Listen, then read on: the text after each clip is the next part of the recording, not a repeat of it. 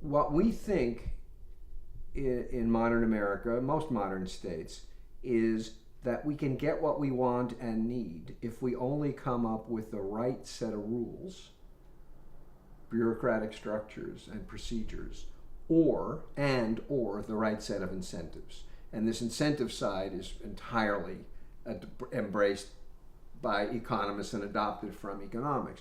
If we make it worth your while to do the right thing, you'll do the right thing. If we force you to do the right thing with the threat of various kinds of sanctions, you'll do the right thing.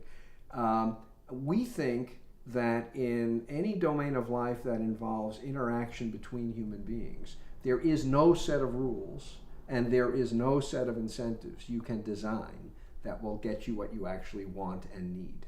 Because people are different, circumstances are different. You can't craft rules and incentives to make allowance for the incredible diversity of situations that you face.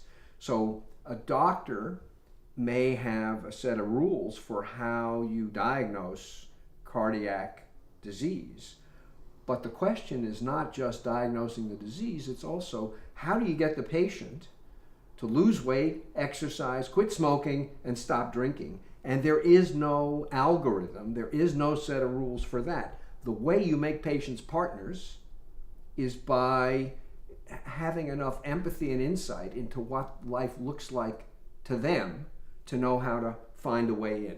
And if all you can do is diagnose and you can't make patients partners, especially in modern affluent societies where mostly we're trying to manage chronic diseases, you will never be a successful doctor because you won't get patients doing their part to manage chronic diseases. Or a teacher. You know, this is the best curriculum for teaching math. Here it is. Does that mean you just slavishly follow the curriculum? Well, if you want to be a mediocre teacher, that's what you do. If you want to be a good teacher, you're asking yourself, how do I tailor this curriculum so that Johnny will get the most out of it and Janie will get the most out of it, even though Johnny and Janie are really very different kids.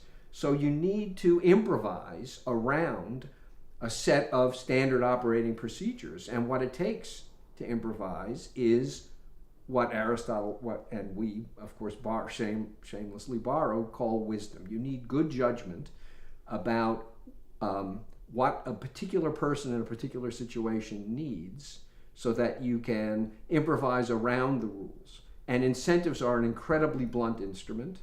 As we know from education, all these efforts to make it worth teachers' while for their kids to do well on standardized tests, all it has produced is kids who do better on tests but absolutely no better in the classroom. How many times do we have to make the same mistake before people figure out this is not the way to get what you want?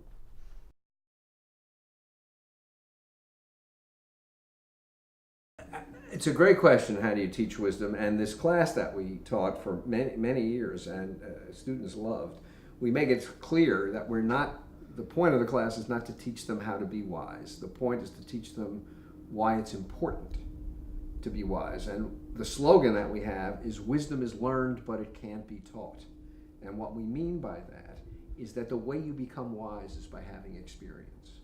The way you get it right is by getting it wrong and having somebody who's already been there watch you, guide you, correct you. So it's important to be in a space where you can make mistakes, where you can improvise, and get guided by people who have already had the experience and know how to correct some of those mistakes. So you need teachers who feel free to experiment with what they do, overseen by mentors who can help get them on the right track. And the same with doctors. There's a wonderful piece that an oncologist named Jerome Grootman wrote for the New Yorker some years ago called Dying Words. And it was about how doctors learn to tell patients that they're going to die. And it's all about this particular 25-ish-year-old woman who's diagnosed with breast cancer and will be dead within 3 years probably. And he describes the dance he does with her and her family, trying to give her some hope, also trying to have her realistic about what the future holds, the subtlety with which he reads the cues on her face, the subtlety with which he appreciates the questions she's not asking, as well as the questions she is. It's a masterpiece. And then he says, I did a pretty good job here. How did I learn this? And he recounts how he learned it. I learned it by being a bull in a china shop, because I never saw a doctor have this conversation. Because when you have these conversations with patients, you do it in your study and the door is closed. And the residents have to learn on their own. And he said, I started out thinking honesty is the most important, just tell the truth. And I wrecked people's lives by doing that. And then I said, well, no, you can't do that. So I started shielding them from the truth. And I wrecked patients' lives by doing that. And slowly, over many years, because I made mistakes and at least was smart enough to learn from my mistakes, I kind of figured out how to do it. And that seems to me to be the way you become wise. But it requires an atmosphere in which improvisation is allowed and in which mistakes are allowed. And in high stakes environments where people feel like you're not, you don't have permission to fail, chances are what you're going to end up with is a system of rules and incentives that give up on excellence and just are insurance against catastrophe. And sometimes you do need to insure against catastrophe. You don't want a heart surgeon learning on, with your chest open. So you got to make sure that the mistakes are not catastrophic mistakes, but in lots of areas in life, mistakes are correctable. You have these kids for an entire school year. You make a mistake in October, you can fix it. It's not heart surgery. So, and I don't think we live in an environment that's nearly permissive enough, either about people taking initiative or about people failing. The only place you see some of this is, I guess, in Silicon Valley, where there's this slogan, fail fast. It's okay to fail as long as we don't spend too much time and too much money going down that blind alley. That's better than don't fail, but fail fast isn't the best thing in the world. So that's what I think. You learn how to be wise, but it can't be taught. You can't have a textbook, a primer, 10 easy steps to become wise. That's just the self-deception.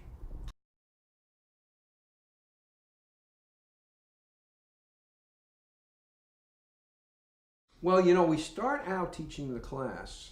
We're interested in the class in having them see the importance of wisdom in the various professions that they're likely to be entering.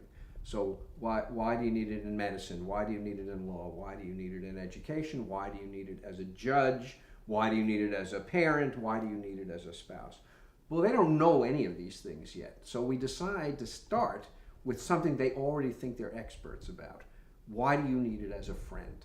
So we begin by talking about friendship, and Aristotle devoted a fair amount of space to discussing friendship, the instrumental friendships, you give me something I need, I give you something you need, not very high level. Character friendships, where the friends basically deeply respect and love one another and come to one another's aid just because it's the right thing to do.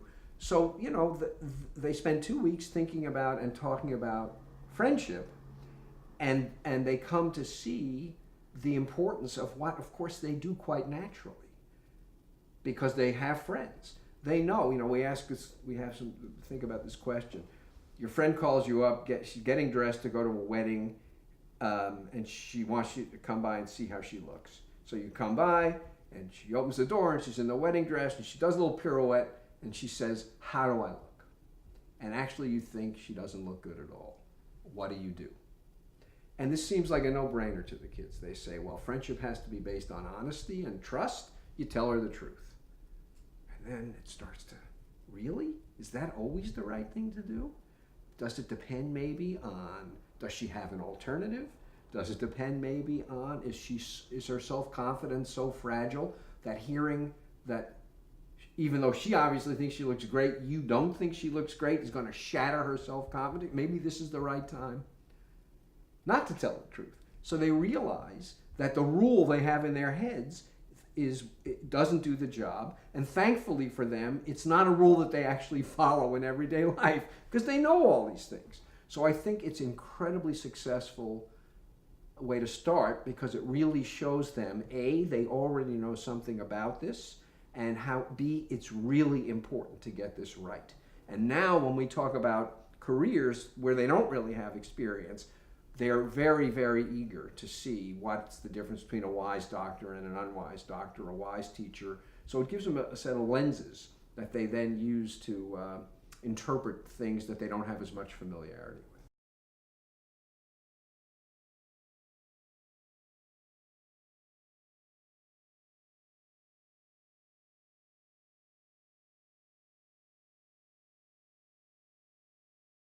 Well, in the class and in the book, we try very hard to make it as unesoteric and unacademic as we possibly can. We talk about actual practicing doctors and what the obstacles seem to be to their practicing wisely. And we describe examples of what we think is wise practice in action and what does it take to produce that. So there's a program at Cambridge Hospital in Massachusetts. It's affiliated with Harvard Medical School, where instead of doing the usual rotations in your third year of medical school, 6 weeks here, 6 weeks there, you get assigned a panel of patients who you see for an entire year, and you treat whatever it is they come in the door with. And so the consequence of this is that you appreciate that being a practicing physician, you're treating people, you're not treating organ systems. You need to know who the people are. You need to know what other problems they have that may not be medical problems. You need to know what kinds of recommendations you can make that they could actually carry out. You need to know how to follow up with them to make sure that they're doing the medically appropriate stuff. And it's a program for a small number of students with a lot of mentorship and oversight from experienced physicians. The students are just completely gaga over it. This is why they wanted to be doctors. And I think this is an effort to develop wisdom in people who are going to need it every day as they practice medicine. Now, can this scale up so that this becomes the model of medical practice generally? I don't know the answer to that. It's probably labor intensive and expensive, but some things are worth spending money on.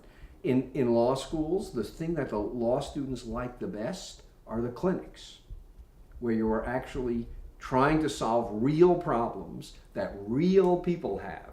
I'm getting thrown out of my apartment. How can I stop the landlord from evicting me? I got roped into signing a terrible contract. How can I get out of the contract? The law schools don't much like teaching this because it's not prestigious. And they often have adjuncts who teach the clinic. This is what the students want. They want to be lawyers. They want to know how to be lawyers, and they realize that simply learning the law doesn't tell you how to be a lawyer. It's necessary, it's not sufficient. If you're doing family law, how do you convince, sometimes you want to be an advocate for your client, but sometimes what your client wants, she shouldn't want.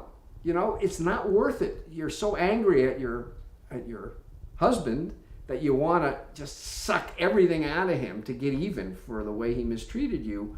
But what's going to happen to the kids if you do this? So I can help you get that, but that's not what you should be wanting. And sometimes my job as a lawyer is to counsel you about what you should want, and sometimes it is to help you get what you think you want, and I've got to figure out what this situation in front of me is. Is it one of being a zealous advocate, or is it one of trying to re-steer the liner? This is what students love to do in law school, and when you do this, this is how you learn to be a lawyer. You got to know the law, but that's not enough. So I think this is an incredibly practical approach. It's not esoteric. It's not academic. It really is. What are the problems we face in our day-to-day interactions with other people, professionally or personally? What does it take for us to be able to solve these problems?